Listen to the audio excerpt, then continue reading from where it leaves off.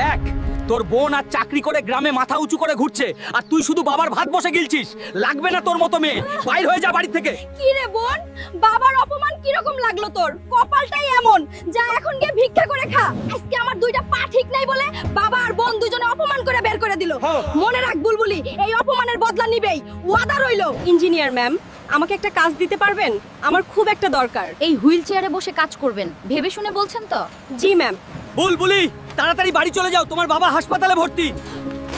কি বলছিস, বাবা হাসপাতালে? ম্যাডাম, কি হয়েছে আমার বাবার? বুলবুলি ঠিক সময় এসেছো, তোমার বাবার দুইটা কিডনি ড্যামেজ হয়ে গেছে, অপারেশন করতে হবে, তাড়াতাড়ি 20 লাখ টাকা জমা করো। কি করি এখন? 20 লাখ টাকা জোগাড় করব কি করে? কাজ শুরু করলাম মাত্র 2 দিন হলো। আল্লাহ, আমি কি করব?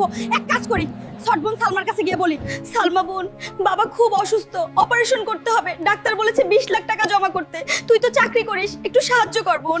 আমি কোনো টাকা দিতে পারবো না, এমনিতেই ব্যবসা খুব একটা ভালো চলছে না, আর বাবা তো বুড়ো হয়ে গেছে, টাকা নষ্ট করার কি দরকার? এইসব কি বলছিস? কিছু টাকা কামিয়ে নিজের বাবাকে ভুলে গেলি।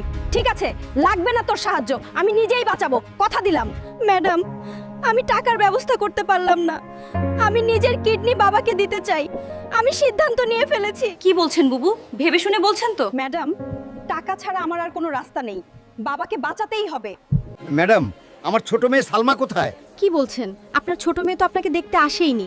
বুলবুলি নিজের কিডনি দিয়ে আপনাকে বাঁচিয়েছে বেচারা। মা বুলবুলি, আমাকে মাফ করে দে, তোকে আমি চিনতে পারিনি। দেখবি সবাই তোর জন্য লাইক সাবস্ক্রাইব করে দোয়া করবে মা।